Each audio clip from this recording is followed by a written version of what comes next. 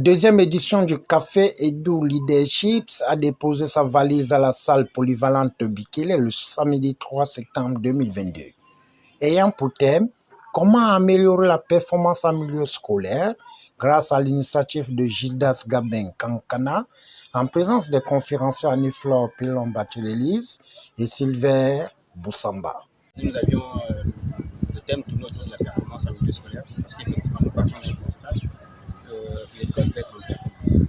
L'école baisse en résultats, mais qu'est-ce qu'il faut faire? Donc, nous sommes là, nous avons proposé une alternative qui est cette rencontre de rentrée qui permet à l'enseignant de mieux s'outiller, de mieux aborder les questions qui sont liées à la performance, liées à l'amélioration des résultats scolaires.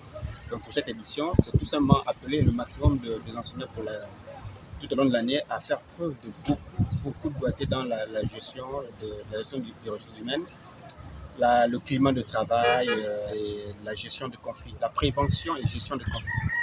Le collectif des enseignants leaders, mis à jour, acteurs de développement du fer de lance de demain, a profité des explications pour l'innovation de la gestion et prévention du conflit parents, élèves et enseignants à l'aube de l'année scolaire qui se pointe à l'horizon. J'essaie de retenir trois choses. La première, c'est que les enseignants jouent un rôle très important dans le développement de notre capital humain.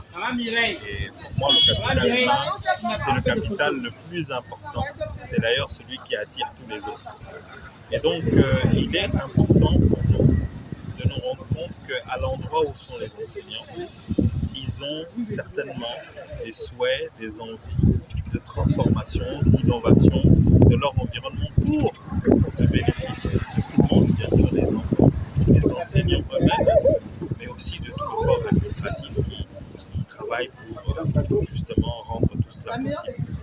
Il est donc important pour nous de montrer ou de donner les quelques outils qui sont nécessaires pour que cette transformation ait réellement lieu.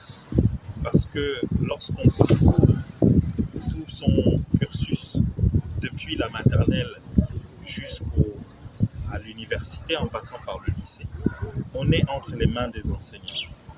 Et il est important qu'ils nous donnent cette envie de pouvoir apprendre, de pouvoir découvrir, de pouvoir, avec ce qu'on a découvert, changer notre environnement et le faire d'une certaine manière, qui plaît aussi bien à celui qui donne qu'à celui qui reçoit. Il était donc important pour moi de passer ce moment que je juge un moment fort chaque année pour échanger, partager le peu qu'on puisse donner pour qu'avec ces outils-là, ils arrivent à améliorer l'environnement direct qu'ils ont à l'école, mais aussi l'environnement indirect avec les parents d'élèves, mais aussi avec le ministère. Mais ils ont besoin de ces outils-là pour assainir, mais aussi arriver à faire passer les changements et les transformations qu'ils souhaitent faire passer. Médiateur, je suis médiateur, c'est pour régler les problèmes à l'amiable. Et quand la relation est dégradée, donc on a le conflit, et quand on a le conflit, il faut la restaurer. Mais pour la rentrée, les outils que je voulais donner, c'est d'interpeller tout un chacun sur la valeur de son implication par rapport aux actions qu'il faut dans le développement. J'ai parlé de l'adversité, j'ai parlé de l'altérité, qui sont les deux rives de la relation. Si en adversité, l'autre est un ennemi, donc toutes les actions, toute l'organisation faite en adversité ne prend pas en compte l'autre et détruit l'autre.